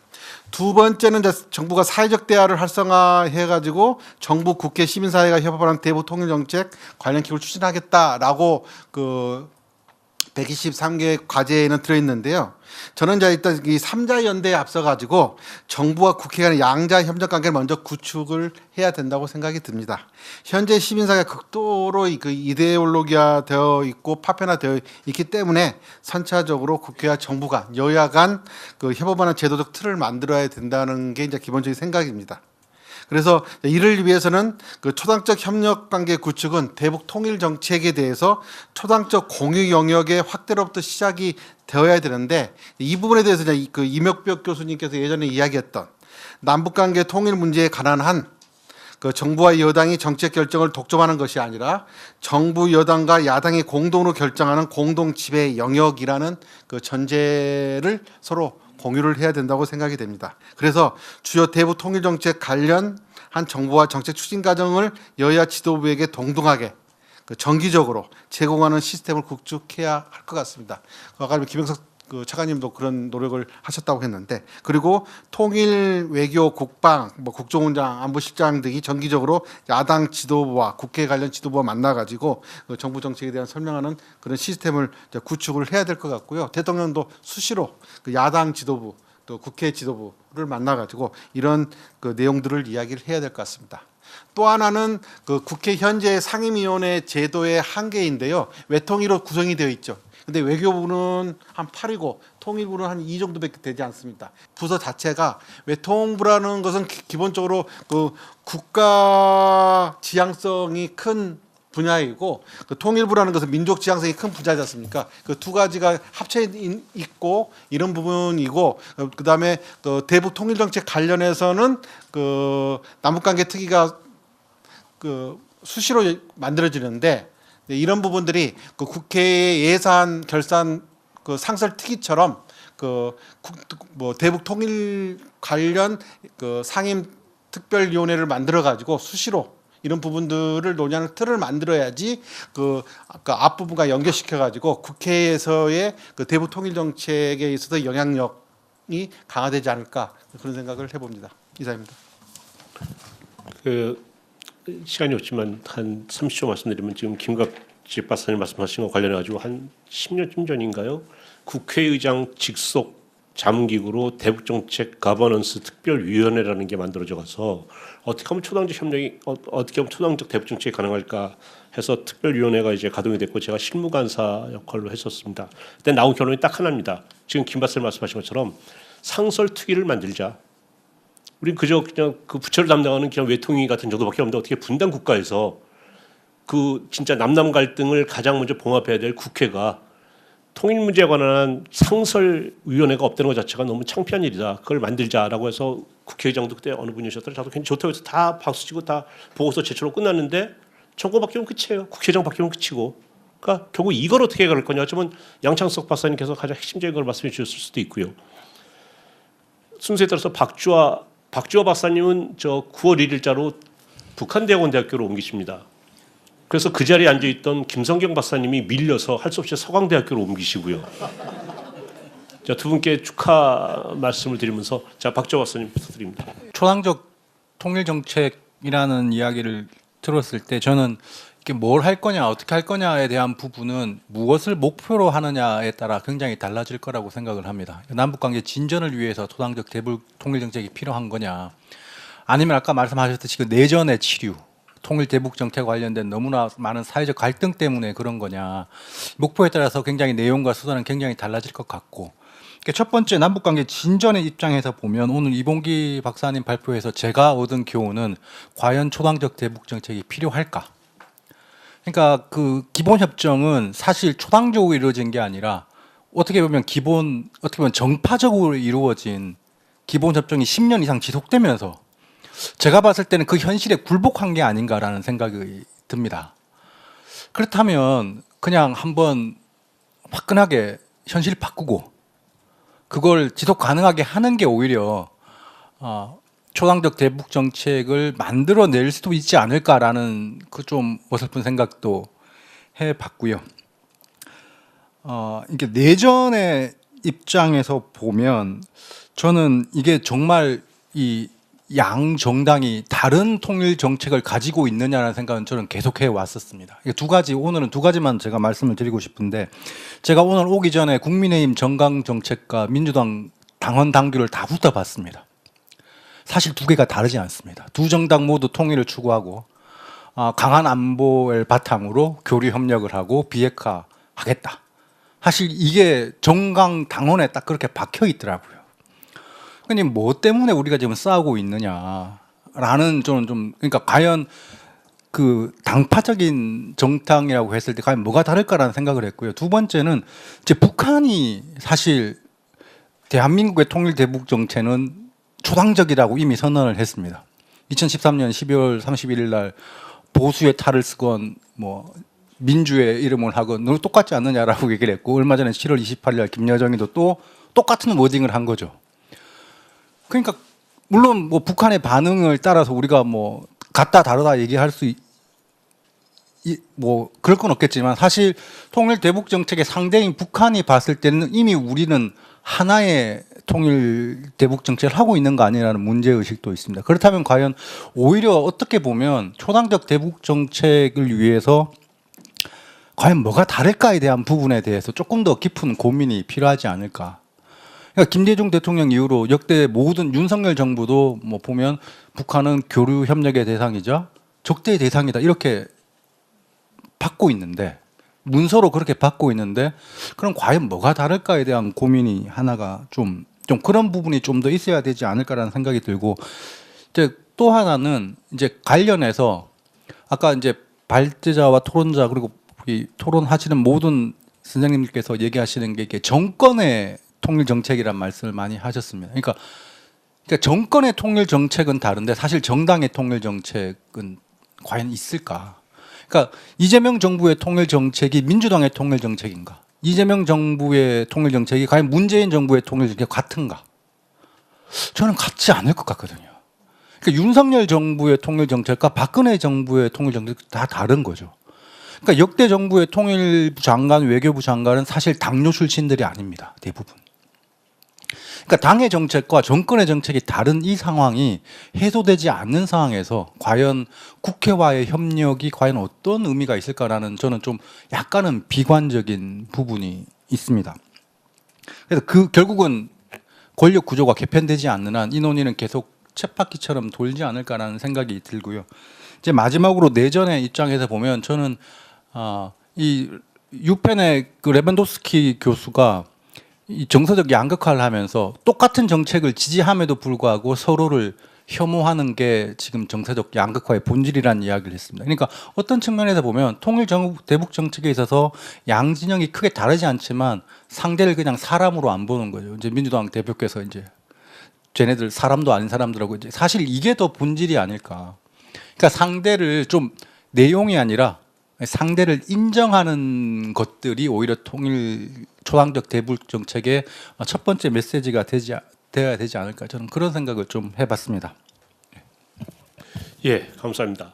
저 다 일단 토론이 끝났습니다. 혹시 이 박사님 준비되셨으면 한 3분 정도 시간 안에서 좀 답변해 주실 수 있겠습니까? 네. 일단 짧게 답변 드리도록 하겠습니다. 일단 첫 번째 질문과 관련해서 제가 아까 설명을 안 드렸는데 우리 양착석 실장님께서 제도화를 말씀을 주셨는데 사실 거기서 제도화라는 게 이제 경로 의존성, 불가역성을 이야기를 하는데 이게 동서독 관계에서 아주 중요하게 작용을 했던 거고요. 사실 제도화가 되려면 성과라는 측면에서 드러나는 게 있어야 됩니다. 근데 우리나라 같은 경우 사실은 개성공단이나 금강산 관광 같은 경우가 제대로 제도화가 되기 전에 쓰러졌기 때문에 좀 문제가 있는데 예를 들면 이런 겁니다. 성과 측면에서 일단 기본조약을 보면 69년에 브란트 정부가 들어와서 동방정책이나 독일 정책을 추진했고요. 그게 끝나는 82년까지 실적을 보면 69년에 동서독 간 서독 주민이 동독을 방문하는 경우가 200만 명이었습니다. 69년에도 벌써. 근데 이게 82년에는 600만으로 늘어납니다. 일단 이런 것들이 사실은 어느 정부도 이걸 역행할 수 없는 상황이 돼버린 요인이 하나 있고요. 또 역으로 동독에서 서독으로 방문하는 경우도 100만에서 160만으로 늘어났습니다. 그리고 제도화에 있어서 우리가 좀 독일하고 다른 게 저희는 제도화가 남북 간에만 형성이 되는 측면이 있었는데 독일은 분단 자체가 사각 연합국에 의해서 분단이 됐기 때문에 예를 들어 70년에 체결한 모스크바 조약이나 바르샤바 조약 같은 경우 이걸 역행할 수가 없는 겁니다. 뒤에 다른 정당이 들어와도 이렇게 되면 국제사회와 완전히 거꾸로 가는 거기 때문에 그래서 이런 제도화 측면에서 우리는 국내적 측면에만 묶여 있지만 독일 같은 경우는 국제적 차원에서도 제도화를 형성하는 측면이 있었기 때문에 서독 정부가 어려웠다는 거 하나, 그다음에 실용적 적용이라고 말씀드렸는데 사실 내용적 차원에서는 거의 일어나지 않았습니다. 방법론적인 측면에서 그 교류 협력 정책을 그대로 인정하고 수용한 겁니다. 근데 사실 우리 같은 경우는 정부가 바뀔 때마다 그걸 다 부정을 해버리니까 사실은 제도화가 채 되기도 전에 쓰러지는 문제가 발생하는 거죠. 그다음에 이제 김각식 박사님이 질문한 거 짧게 말씀드리면 사실은 이제 콜이 그걸 수용하겠느냐 개정할 때 당연히 안 되는 거죠. 사실은 기민당 같은 경우는 이제 기민당 내부 구조를 보면 가장 근본주의적인 바이에른에 있는 기사당이 있고 그 다음에 이제 나머지 기민당하고 그 다음에 이제 기사당인 근본주의를 대표를 하고 기민당 안에도 개혁이나 중독파가 섞여 있는데 사실 이건 89년 통일될 때까지 내내 당내에서 세력 간 갈등을 했었습니다. 그래서 어떻게 보면 이런 당적 구조 때문에 사실은 콜 총리 혼자 단독으로 어떻게 어떤 그 기민당이 헌법 개정에 찬성하거나 할 수 있는 상황은 아니었고요. 근데 아까 말씀드렸지만 이미 80년대 초에 귄터 가우스 같은 경우는 민족조차도 부정을 하는 3인당 사람입니다. 그 동독주의 서독 상주 대표보를 지냈던 사람인데 81년인가 그런 기자회견을 할 정도로 상황이나 분위기는 진보 쪽은 그랬었습니다. 그래서 일단 보수당 쪽은 이상적이고 어찌 보면 진보당 쪽은 진보 쪽은 좀 현실주의적인데 저희가 사실 그 대북 정책을 취함에 있어서 사실 내용적으로는 사실 절대 화합적 통합이 일어날 수 없습니다. 다만 방법론적인 측면에서 최소한 교류협력 정책이 적합하다는 걸 양쪽이 이미 80년의 분단이나 동소독 사례에서 배웠기 때문에 그거는 사실 양당이 같이 놓고 그 다음 뭐 이념적으로 갈등하는 건 그대로 놔두더라도요. 그렇게 되면 제도화 기반이 일단 형성될 수 있다고 봅니다. 네, 이상입니다. 예, 감사합니다. 지금까지 이제 일종의 한 라운드가 돌아갔는데요. 시간은 한 30분 남았습니다. 제가 처음에는 이제 내용과 어떤 접근 방식을 좀 나눠서 이야기할까라고 생각했는데 뭐 결과적으로는 다 합해서 이야기가 됐고요. 사실 초당적 대북 정책의 가져야 될 핵심 내용, 핵심 가치 그런 건 사실은 뭐 보수든 진보든 의견차가 클 것 같지는 않습니다. 그래서 우리 민족공동체 통일 방안에 보면 예를 들어서 가장 중요한 것들이 중요한 가치가 민족 정체성, 자유, 민주주의, 평화, 인간 존엄, 복지 또 방식으로 뭐 단계적 통일 방식 뭐 이런 것에 대해서는 보수와 진보가 다 동일하게 그 생각할 거로 생각됩니다. 그래서 그 사실 내용에 대해서는 뭐 큰 의견이 없을 것 같고 그걸 이제 어떻게 실행 나갈 것인가 하는 것이 사실 현실적으로 더 중요한 문제인데 그것과 관련해서 아까 차재원 박사님께서는 같은 가치라 하더라도 양 진영이 서로 해석이 다르니까 그것부터 정리부터 먼저 있어야 된다라는 말씀을 해주셨고 박주호 박사님은 당의 정책과 정권의 정책조차가 다른 상황에서 초당적 협력이라는 것이 가능한데 그것부터 또 정리된다라는 아주 근본적인 말씀 한번 해주셨고요. 접근 방식과 관련해서는 거의 모든 분들이 다 제도화 말씀해 주셨습니다. 설명은 조금씩 다르겠습니다만 제도화하고 두 번째로 많이 나왔던 것이 제도화의 일종이겠지만 사회적 협약, 뭐 사회적 소통 이런 말씀들이 있었고요. 좀 더 다른 이야기로는 그래서 뭐 언론의 역할이 굉장히 중요하다.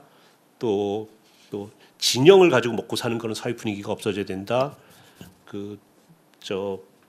역시 이혜정 박사님은 국가부 박사님보다도 왼쪽에 있는 사람답게 국가보안법 없애자라고 그랬고요. 반농담입니다.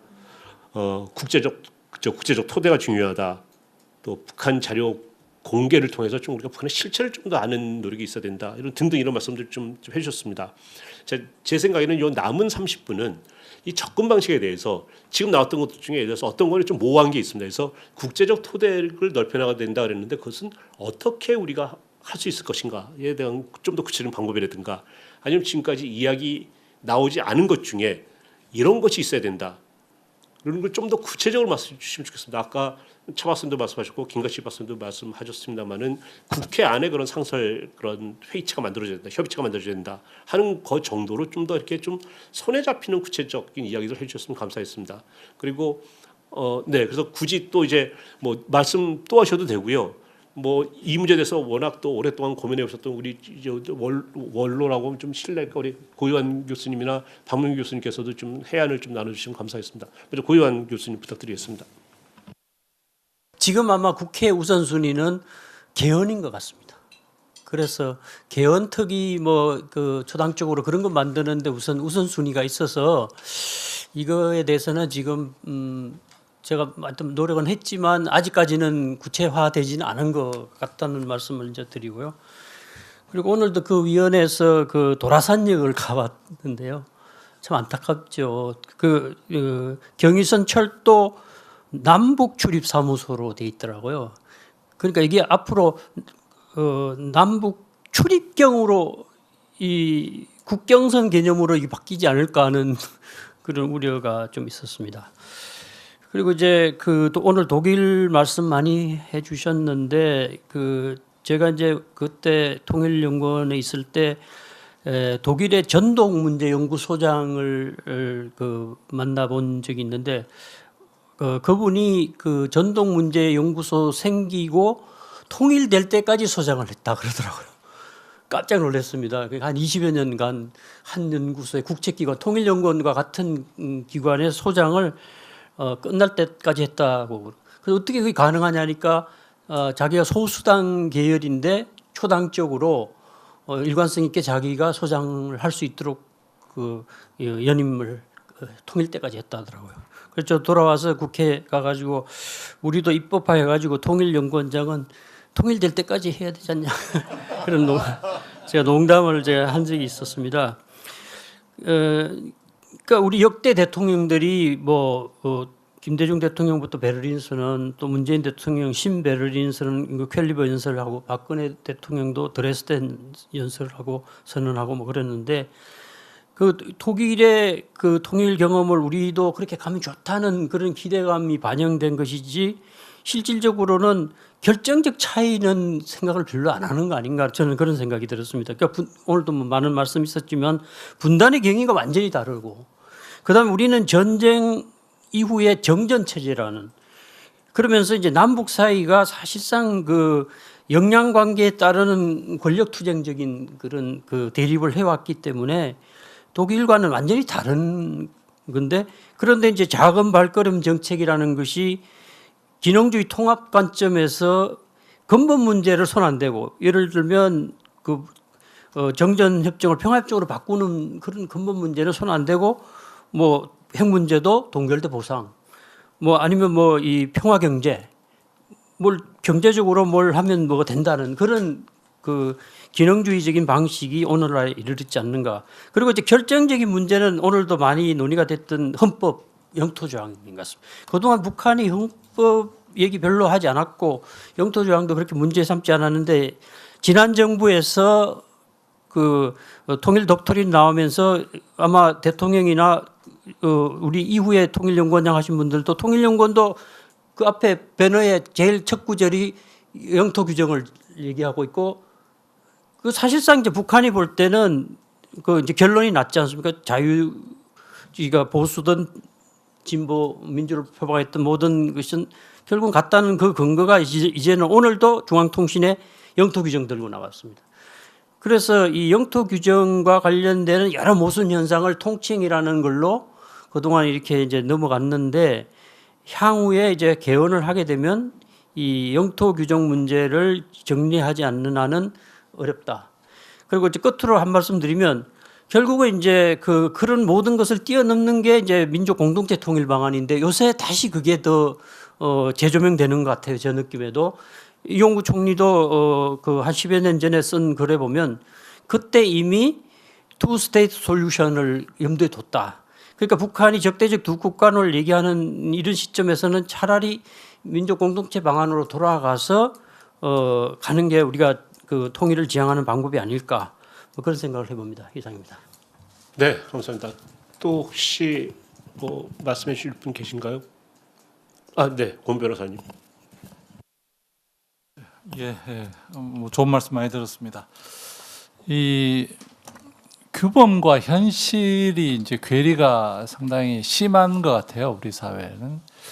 그럼 이제 규범과 현실을 가급적 맞춰가야 되는데 이제 그걸 규범에다 맞출 수는 없고 현실에다 맞춰야 된다고 봅니다. 저는 남북 관계에서 현실이 이제 법제적으로는 거의 1990년대에 형성된 법제가 지금까지 쭉 오는데 그것이 지금 뭐 급격히 바뀌었거든요. 그러면 이제 그 문제를 근본적으로 정리를 해야 되는 그런 시기가 이제 왔다, 피할 수 없는 시기가 됐다라는 고 생각을 하고 지금 방금 고유한 선생님께서 말씀하신 영토 조항 문제 이런 것들이 마찬가지인데 그게 결국 북한이 주장해서 문제가 촉발된 두 국가론이죠. 그 두 국가론의 문제를 논의를 정면으로 해야 되는데 우리가 별로 논의를 안 하는 것 같아요. 그래서 저는 이제 두 국가론이 바람직하냐 안 하냐 뭐 이런 게 이렇게 논의를 하지 말고 두 국가를 받아들이면 무슨 일이 생기는가 이렇게 논의를 해봤으면 좋겠어요.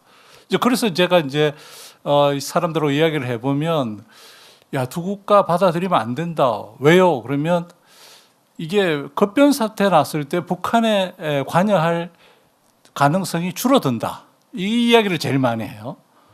그 다음에 두 번째는 그러면 우리가 통일을 포기한다는 신호를 준다. 포기를 한다는 말이 된다.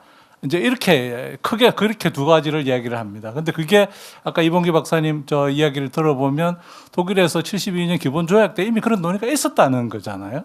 그래서 이제 그 논의를 투표로 붙든 그러니까 만들고 뭐 투표해서 그걸 하든 논의를 전문가들이 논의를 하든 그걸 어떻게 해서든 법적으로 그걸 정리를 해야 되는데 그걸 정리를 안 하고 끌고 가니까 계속 애매한 상태로 그냥 가는 거예요. 그러니까 논의가 자꾸 겉돈다고 겉도는 것으로 보입니다. 그래서 저는 그 문제를 그러니까 선택은 나중에 하더라도 두 국가가 되면 무슨 일이 일어나나 정말 북한에 관여를 못하나 그다음에 그럼 북한 이탈 주민은 어떻게 봐야 되나 남북 간 교류는 그럼 어떻게 해야 되냐 북한 갈 때 여권 들고 가야 되냐 가면 안 되냐 이제 이런 논의들을 해야 된다고 봅니다. 그래서 그 논의가 모여지면 뭐 이것도 별거 아니네. 뭐 독일도 뭐 그렇게 해서 다 해결됐네. 그러니까 독일은 상당히 좋은 선례인 것 같아요. 그래서 그런 논의를 해야 좀 더 진전이 되지 자꾸 애매하게 그냥 논의할 건 아니다 이렇게 생각합니다. 감사합니다. 이재훈 선임 기자님. 시간 없지만 왔으니까 한 말씀 드려야 될 것 같아서요. 그 앞에 선생님들이 좋은 말씀 많이 해주셔서 뭐 선거법이라든가 플랫폼이라든가 그런 거에 대해서 말씀 덧붙일 생각은 없고요. 저는 그러니까 경험의 단절을 극복하는 경험의 공유가 필요하다. 그리고 초당적 대북 정책 또는 통일 정책을 현실적으로 이 대화에 참여하는 사람들이 그게 바람직하다가 아니라 뭔가 실질적으로 작동 가능한 뭔가 공유 지점을 확보할 수 있을 것 같다는 상황이 되려면 국민의힘 정부가 대북 정책 그 남북 정상회담을 한 번은 한 이후에 가능하다고 생각합니다. 남북 정상회담이 5번 있었는데요.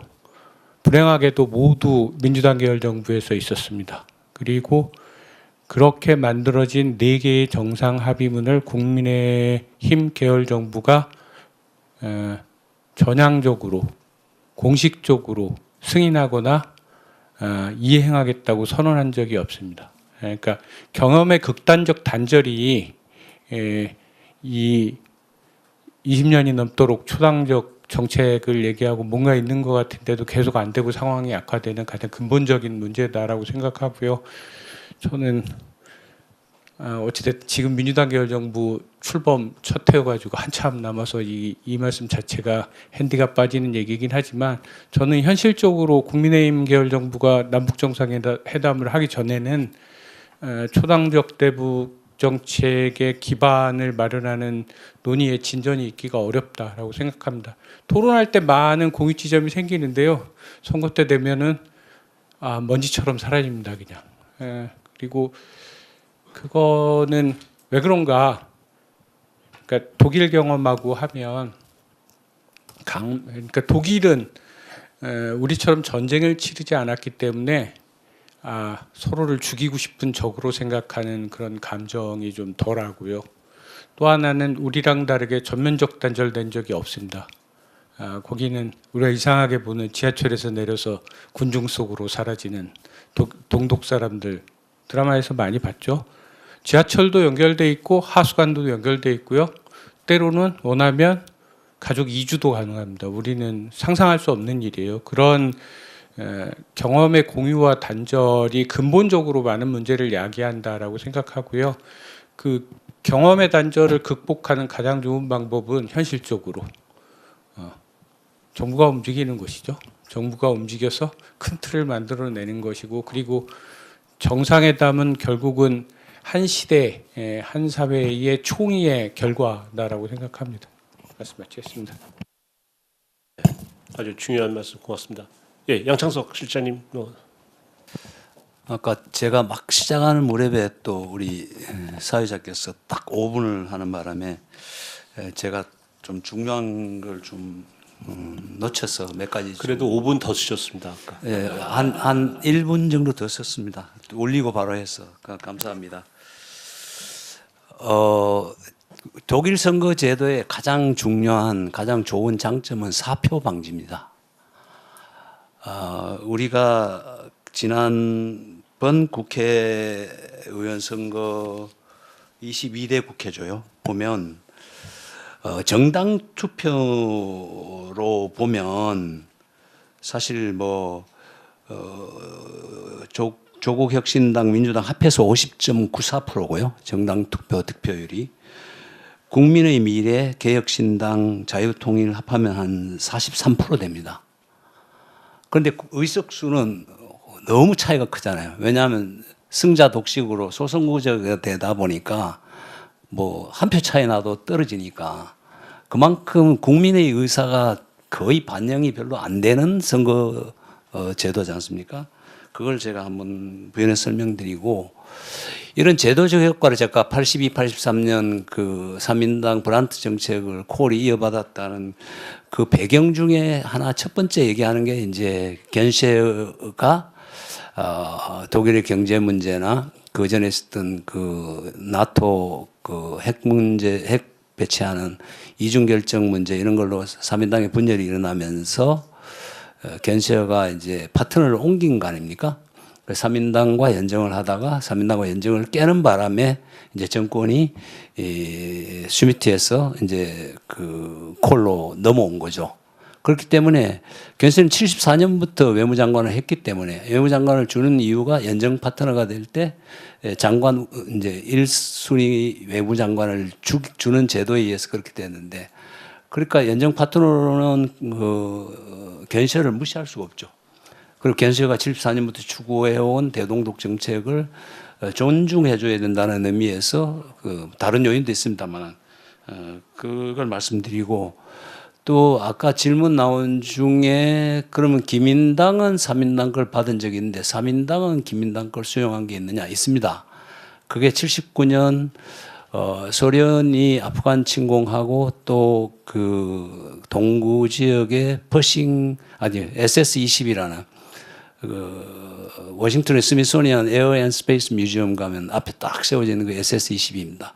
중거리 미사일 배치하면서 미국이 퍼싱2를 배치하면서 대응하는 그 이중 결정을 스미트 3인당 정부가 통과시킵니다.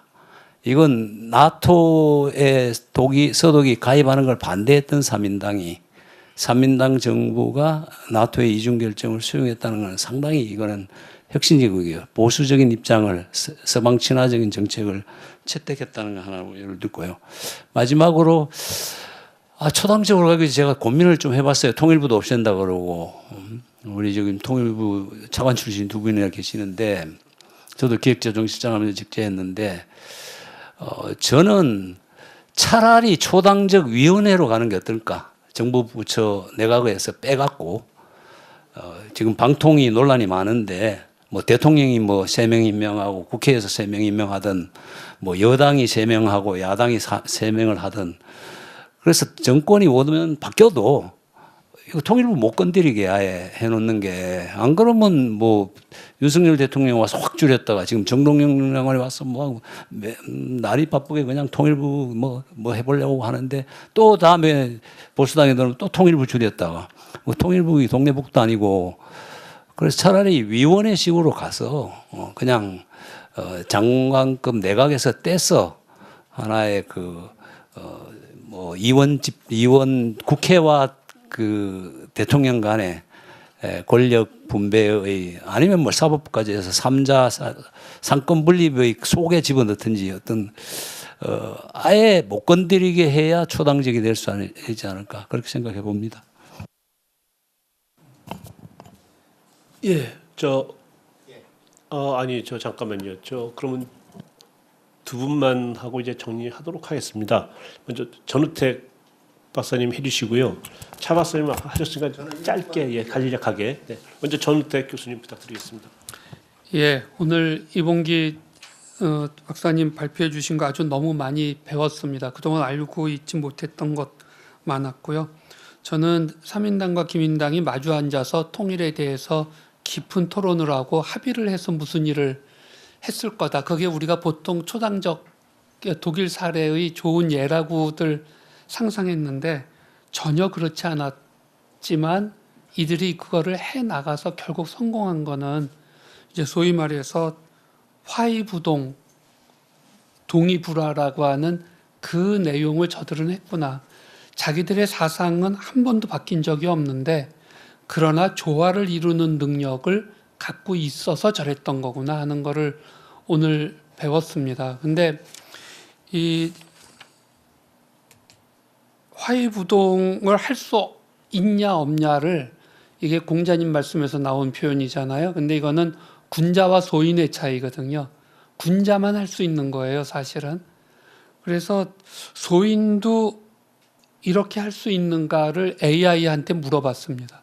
이거 하는 동안 그랬더니 불가능. 왜냐하면 유교적 관점에서 볼 때는 외부적 강제를 통해서 소인이 화이부동하는 법은 없다는 거예요. 그러니까 강제로 시켜서는 못한다. 그러면 어떻게 해야 되냐? 자기 내적 성찰과 자기 변화의 노력을 통해서 군자로 변해갈 때 가능하다는 거예요. 근데 이거는 정말 거의 불가능한, 현실 세계에서는. 그러면 어떻게 해야 되냐는데, 오늘 아까 차두현 부원장님이나 또는 우리 양창석 이사장님 말씀하신 제도화가 결국은 핵심일 것 같다라는 거 저도 동의를 했고, 근데 국회에서 이거 할 수 있나? 가장 중요한 기관인 건 분명한데, 지금 뭐 우리 전통적인 정쟁이 이루어지는 상황에서 다른 이슈도 아닌 북한 통일 문제를 초당적으로 뭐 할 수 있는 날이 올까라는 거에 대해서 아직은 쉽지 않을 것 같다. 결국은 외교와 뭐 국방 통일은 대통령의 영역이라고 얘기를 하면 아마 통일과 관련된 내용은 대통령과 연관된 조직이나 기구여야 될 가능성이 있다. 그런데 통일부는 통일부가 해야 될 일이 있고 민주평통은 민주평통이 해야 될 일이 있지만 결정적 혼란 시기에 대통령이 고독한 결단을 내려야 될 때 쓸 수 있는 기구가 헌법적으로 보장돼 있을 수 있을까? 저는 가끔 그 생각을 합니다. 대통령이 가장 고독한 결단을 내려야 될 때 움직일 수 있는 기구, 통일과 관련돼서. 그래서 저는 그냥 제가 생각 드는 거는 독일에서도 연방정부에서 운영하는 독일 경제자문위원회, 이거는 수상의 자문을 하는 거지만 전형적인 건 동서독 통일할 때 화폐 통합 비율 정할 때 그 오현제라고 불리웠던 그 사람들의 역할과 같은, 물론 콜은 오현제가 요구했던 걸 받아들이지 않았어요. 1대1로 하지 않아야 된다고 하는 걸 콜은 정치적 이유로 1대1로 했는데, 하지만 이 오현제의 존재감과 그들의 의견이 독일 사람 전체에게 끼치는 일종의 뭐라 그럴까, 경외적 인사이트에 대한 존중, 이런 게 있거든요. 저는 우리나라도 결국은 저런 조직 기구가 좀 운영될 수 있으면 어떨까?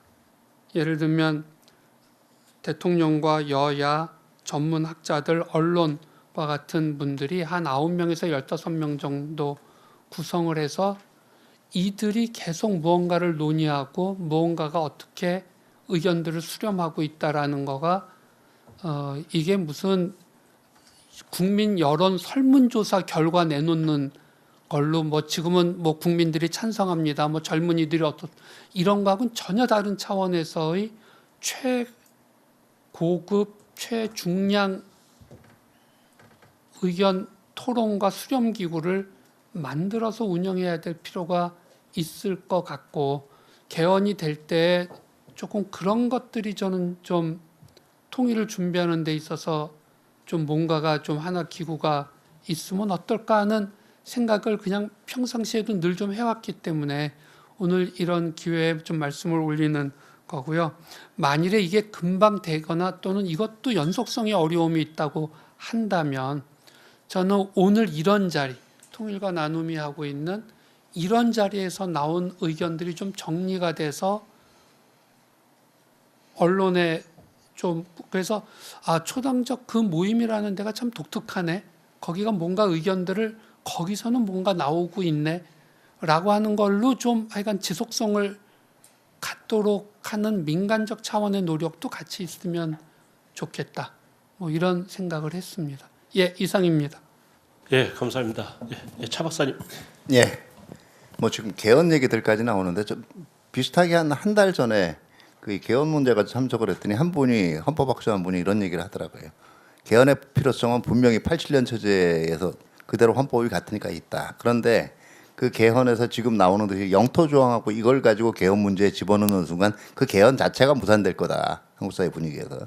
이게 현실이에요. 왜 그러냐면 그 기본적으로 독일의 사례가 그대로 적용될 수 없는 게 두 개가 없었어요. 독일은 일단은 동서독으로 분단돼서 전쟁을 안 했습니다.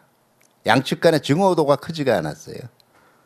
두 번째, 서독의 민주화 과정이 한국과 같지 않았어요. 히틀러 같은 애는 분단 이전에 생겼던 문제예요. 그렇기 때문에 제가 아까 얘기한 게 조금 잘못해서 저는 의회가 참여를 하되 의회가 주도해야 되는 의회 밑에 특기를 얘기하는 게 아니라 차라리 정부와 의회 그리고 추천 몫이 있잖아요. 지금 저는 제3핵이고 차라리 개헌 때 그런 사회적 논의 장치가 있어야 된다라고 생각을 하고 다만 통일부를 그걸로 대체할 수 있다? 글쎄요. 지금까지 많은 정부위원회가 만들어졌지만 머리만 있고 실질적으로 로지스틱 암도 없고 실행력도 없어요. 근데 실제로 지금은 아무 비전이 없지만 남북한 간에 뭔가 움직임이 있을 때 누군가는 실질적인 그 임플리멘테이션을 맡아줘야 된다고요. 그걸 위원회 가지고 하기는 한계가 있다라고 봐요. 저는 차라리 그러기 때문에 대북 정책이나 통일 논의에서 지금 정부하고 국회가 같이 참석하는 그러나 그 둘의 직접적인 통제를 받지 않는 뭔가의 기구가 새로 개헌을 통해서 만들어져야 되지 않나. 그런 다음에 실질적으로 헌법 내용 안에 뭐가 들어가나 이건 다음 문제라고 생각을 합니다.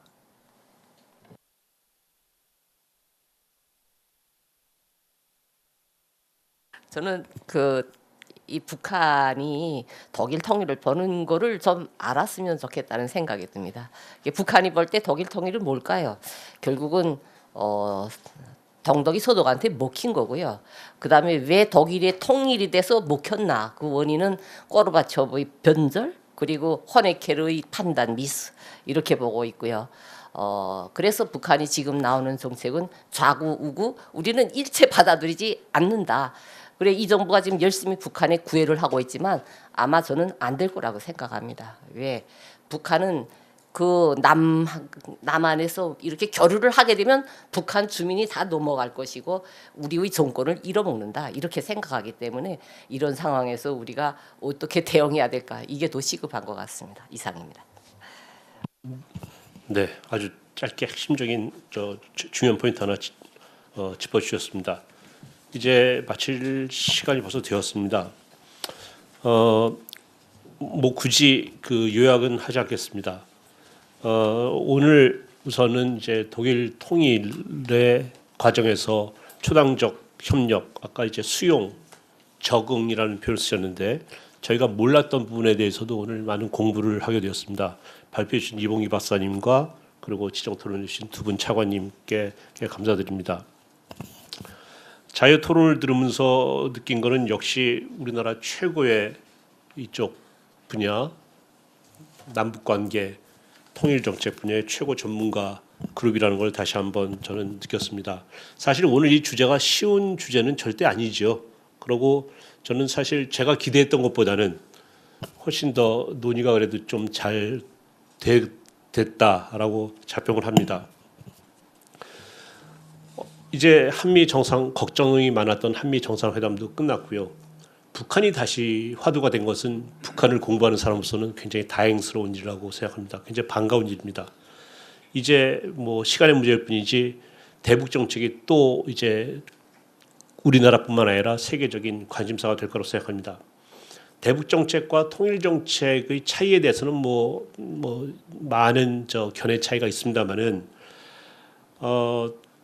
통일 정책이 대북 정책의 근본 바탕이 된다라는 점에 대해서는 아마 반대하시는 분들은 없을 거라고 생각합니다. 국민적 공감대를 가진 대북 정책이라고 하는 것도 결국은 초당적 통일 정책이 있어야지만 가능할 거라고 생각합니다. 그래서 저는 오늘의 포럼이 더욱더 좋은 주제였다고 생각합니다. 다만 오늘의 논의 한 번은 굉장히 부족한 것 같고 이 논의는 점점 더 지속적으로 심화되어 나가지 않겠는가 생각합니다.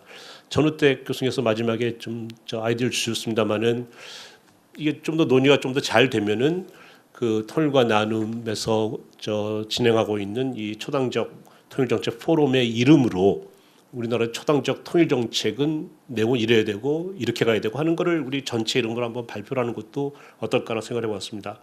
재단 차원에서는 뭐 연구 TF를 구성을 해서 한번 이렇게 포럼에서도 우리가 논의를 하지만 좀 약간 실무 학제 그룹이랄까 실무 TF를 만들어서 요거에 대해서 진짜 본격적 연구를 한번 하는 것도 어떤가라는 생각도 한번 해보았습니다.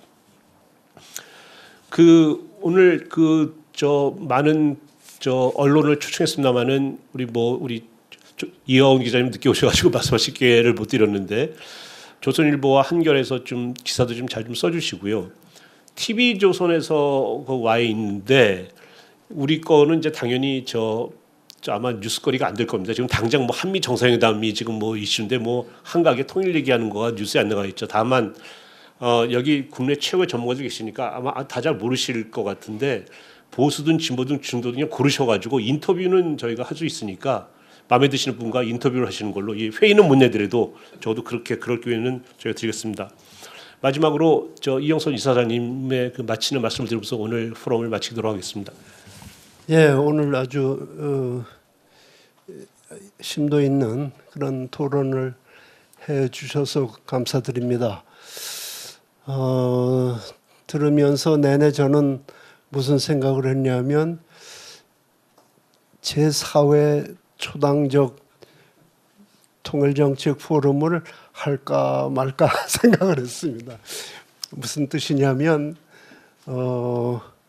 굉장히 어렵다 하는 것이 중론이시고 또 어떤 분은 이게 필요할까 뭐 그런 질문도 던지시고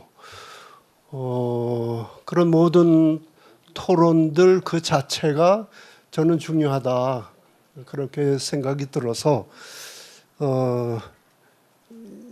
뭐 지금 우리 좌장께서는 이걸 정리해 갖고 뭐 사회적으로 이슈화해서 어떻게 뭐 건의도 해보자 이런 말씀까지 하셨는데 아직 그런 단계까지는 안 간 것 같고 사회를 계속하겠습니다. 주제는 뭐 조금 달리 우리가 정리를 하겠고요. 그래서 여러분들 여기 한 번 오신 분들한테는 우리가 계속 초청을 합니다. 그러니까 되도록 시간 내주셔서 다음에도 와주시고요.